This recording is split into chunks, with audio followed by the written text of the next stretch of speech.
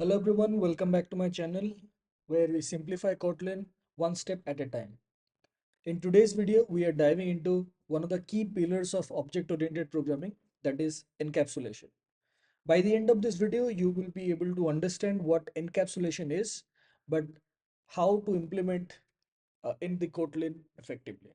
So let's get started. So what is encapsulation? Encapsulation is about bundling the data and the method that operate on the data into a single unit. In this case, a class, suppose. Okay. Think of it as a protective shield that prevents the outside code from directly accessing or modifying the internal state of the object. Okay. So this is achieved using access modifiers like private, protected, and public. So encapsulation helps us to maintain control over the data and ensures that our objects behave as expected. Okay. So as you can see, we have written down that this entire concepts here, that is the bundling the data and methods into a single unit and restricting the direct access of some of the object in the some of the object components. So let me explain with an example. Imagine you own a bank, okay, and your customers have accounts. You wouldn't want anyone directly manipulate the account balance, right? Instead, you'd provide specific methods like deposit or withdraw to update the balance safely. That's encapsulation in action. Okay. So let's jump into Kotlin code to see how encapsulation works in practice. Okay. So let's go to the editor. Okay. Suppose you have a class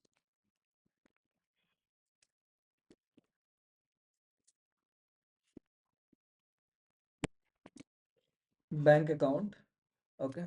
And you are restricting the balance. So here I will do is private var balance.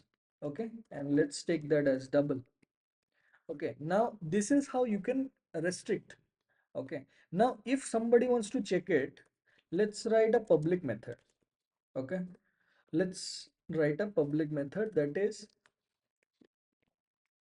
get balance. Okay. And the return type would be double. And what it will return the balance. So instead, people creating an object of this class and directly accessing dot balance, what we have done is we have declared it as a private method, and we have created a public method, so that the outside people can access rather than directly manipulating the balance. Okay. So suppose let's write another one, that is deposit. Okay, where people will deposit the amount. Okay, and we will be taking it as a double. Okay, and we are not taking any return type because it will just update the balance, nothing else. If let's check the amount is equals to 0, I mean is greater than 0, then balance plus is equals to amount. Okay, and suppose we do a println, that's deposit is completed. Okay, else we print is invalid. Okay, so this is also another way. It's a public method. It's not, it's not something that you are restricting. It's just the public method so that you won't be able to the main thing is the balance, right? You're manipulating the balance. So rather than having the with accessing it with the dot operator, what you are doing is we are creating public methods so that it can be manipulated according to the public method. So suppose I write another method called withdraw.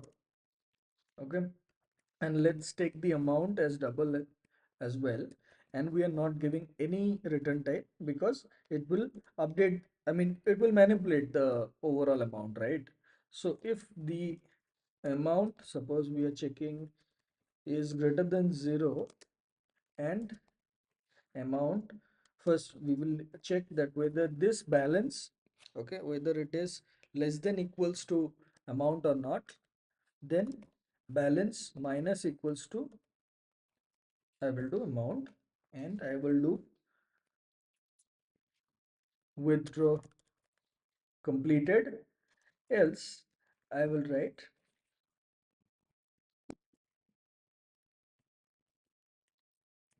invalid or insufficient funds. Okay. So basically in this example, the balance property is marked as private. It means that it cannot be accessed or modified directly from outside of the bank account class. Okay. Instead, we have provided public classes, that is the controlled access through get balance, deposit, and withdraw methods. Okay. This ensures that any changes to the balance, okay, follow the rules that we have defined with no negative deposits or no withdrawals exceeding the available balance. This is the power of encapsulation. We control how the data is accessed and modified. Okay.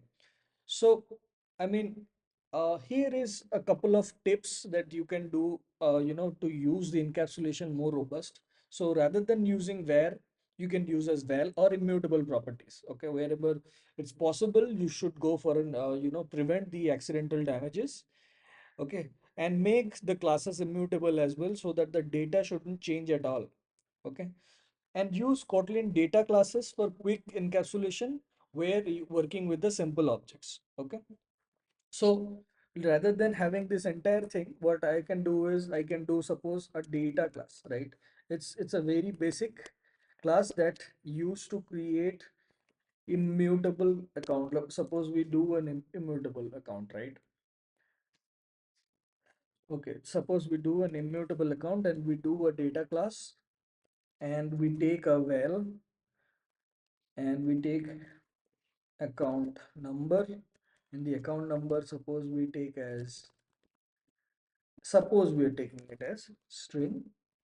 Okay, and suppose we take val balance double as well. Okay, so with the data classes you can still encapsulate data, but since the properties are val, they're immutable. Okay, we are ensuring the complete safety, and that's how you have it. Okay, encapsulation made it simple in Kotlin. And remember, encapsulation isn't just about hiding the data. It's about designing robust, maintainable, and secured code. If you find this video helpful, don't forget to like, share, and subscribe for more Kotlin tutorials. And let me know in the comments what concept you'd like to cover me next. Okay. Thanks for watching. Happy coding. Check out my other Kotlin tutorials in the description section. Okay. Thank you very much. Happy coding. Bye.